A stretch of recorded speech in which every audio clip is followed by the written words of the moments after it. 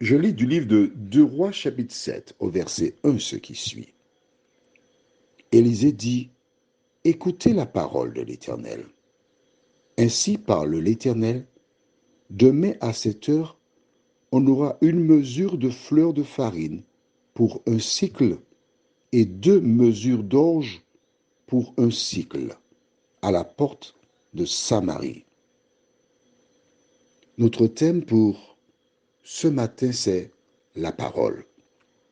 Prions. Notre Seigneur et notre Dieu, combien nous sommes heureux de te connaître, toi le seul vrai Dieu. Combien nous sommes heureux d'avoir investi notre confiance en toi. Voilà pourquoi nous cherchons à te connaître. Nous lisons ta parole. Merci, Éternel. En cet instant, Seigneur, je te prie de nous accorder ton esprit afin que nous marchions avec toi au nom de Jésus pour ta gloire éternelle. Amen. Que s'est-il passé? Israël était le peuple de Dieu, mais s'étant tourné vers les dieux étrangers, l'Éternel laissa faire. Je profite pour te dire, si tu aimes une femme vraiment, tu es attaché à elle, et tu découvres qu'un jour qu'elle t'a doublé, que tu es une roue du carrosse, que dois-tu faire? Lui demander des explications? La taper? L'injurier? Non. Si tu l'aimes et si tu te respectes, tu dois t'en aller sans faire d'esclante. C'est ce que fit l'Éternel. Et il y avait la famine en Israël. Au chapitre 6, alors que, lisons verset 26, et comme le roi passait sur la muraille, une femme lui cria, sauve-moi, ô roi, mon Seigneur. Il répondit, si l'Éternel ne te sauve pas, avec quoi te sauverai-je? Avec le produit de l'air ou du pressoir?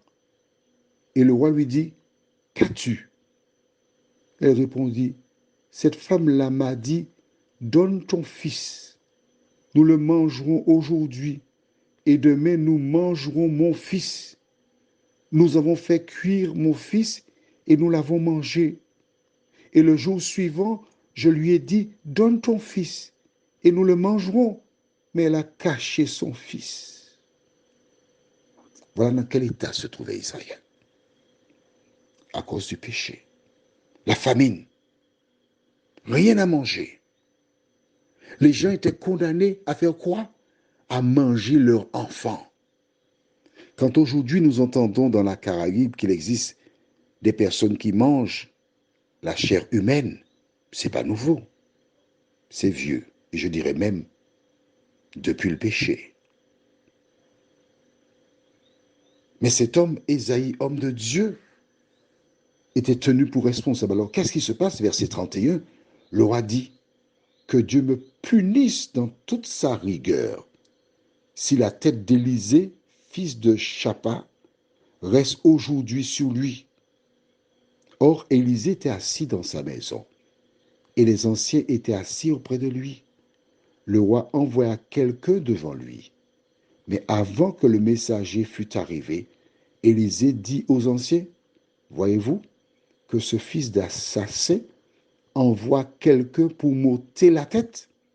Écoutez, quand le messager viendra, fermez la porte et repoussez-le avec la porte.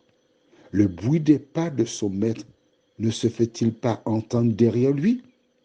Il leur parlait encore et déjà le messager était descendu vers lui et disait, voici, ce mal vient de l'Éternel. Qu'ai-je à espérer encore de l'Éternel? Pas d'espoir. Tous, ils vont mourir parce que la Syrie a entouré la ville. Et c'est ainsi que, au chapitre 7, verset 1, Élisée dit, écoutez la parole de l'Éternel. Il répète, ainsi parle l'Éternel. Il donne un message d'espoir. Aujourd'hui, notre monde est ravagé par toute espèce de mauvaises nouvelles.